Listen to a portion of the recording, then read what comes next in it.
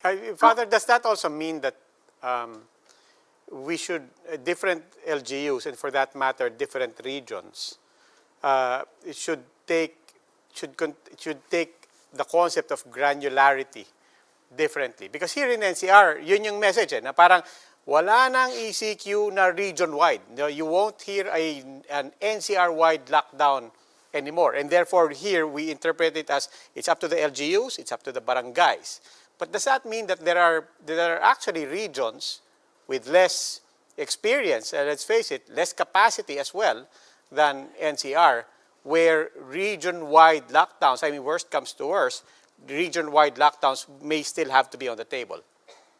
Well, two things I think to respond to that. I think that one of the things we struggle with in a large city like Manila is we cannot really control mobility in the way that if you have a ECQ in a smaller LGU, say Cagayan de Oro, or one of the smaller cities in one of our provinces, it is much easier for them to control the movement of 500 to 800,000 people than it is to control 14 million people. And one of the things that the DOH has argued is that the ECQs have become less and less effective over time because the people are simply not being restricted as much as they were in the past, for better or for worse. However, I think that if you do this, say, in Cagayan de Oro, it's going to be easier for you to limit that mobility in a way that makes it more effective. And you know, and people are always talking about the economic impact. And when you're trying to lock down 14 million people, the economic impact is going to be substantially greater than locking down an LGU with 500 or 800,000 people. And so in an LGU with 500 or 800,000 people, you can lock down an ECQ for 2 weeks quite effectively, I think. And I think we've seen that in the experience of some of our provincial LGUs. And so, yes, I think that for smaller locales, ECQ should still be considered in a way that for the NCR, it appears that we are moving away from. Father, I'll just go back to the question of Ed, no?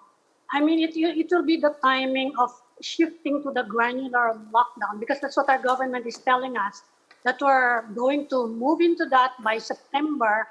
But you're in the US now, you're seeing what Delta is doing, well, mostly to the unvaccinated, but you have an increasing number of fully vaccinated people with breakthrough infections. You think we can afford it at this time?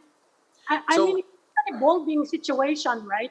And we don't have a shot, we don't have enough science to tell us whether we should get boosters or what we can do about Delta. You think we can do away with widespread lockdowns by September? Well, I mean, the question actually is not simply moving from widespread lockdowns to granular lockdowns.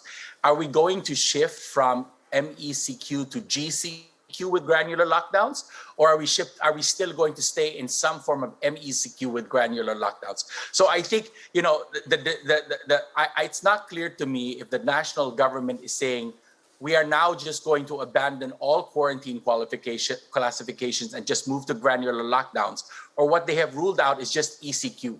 So if they have ruled out ECQ and they're saying, well, we can be in MECQ with granular lockdowns, that's tolerable in my view. I mean, we've been that for the last week. We don't see a serious number of cases surging at the moment in the NCR.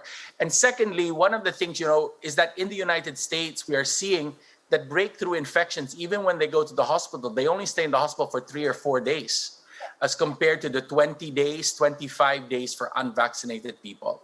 And since we're trying to protect the hospitals, you know, if we are able to increase the vaccination rate enough such that our kababayans who get sick, even those who go into the hospital, only stay in the hospital for a few days, what you're going to see is that will significantly decrease the burden on our health infrastructure, and it will alleviate significantly the pressure of the pandemic. And so we're not really decoupling yet, but we're beginning to see, well, based upon the work that we're seeing here in the US, we're beginning to see effects on even duration of hospital occupancy. So I've actually reached out to the doctors on our team to ask whether or not in their experience our kababayans who are vaccinated, is their confinement period significantly shorter than unvaccinated in the Philippines? We are seeing that in the States. I'm trying to see if we can see that already. But again, the data collection for this kind of information is quite sparse in the Philippines at the moment. What about you, Professor David? Do you have any thoughts on this? Can we afford to move completely to granular lockdowns? Because they're saying the widespread lockdowns are so economically crippling. Right. I kind of agree with Father Nick in the sense that if it's an MECQ with granular lockdowns, there should be no problem. But my impression is that what the recommendation is to move to a GCQ with granular lockdowns, and I think this could be something that could be discussed. But at this time, I think the cases are still significant, and it seems like I mean, for me, just my opinion, it might be a risky decision at this time. And I'm not saying, we don't do it at a future time. Maybe we could, we could wait 2 more weeks, at least for the cases to subside, if that's, what we are projecting to happen. At least when cases are subsiding, it will be easier because the momentum is now on a downward trend. But right now, even though the reproduction number is decreasing, the momentum is still going upward, and ICUs are still full in NCR. And if we, open up too early, we could see, it's possible we could see a resurgence of cases in ICUs, and we can't even open up ICUs in the provinces because they're already full in Pampanga, in Cavite.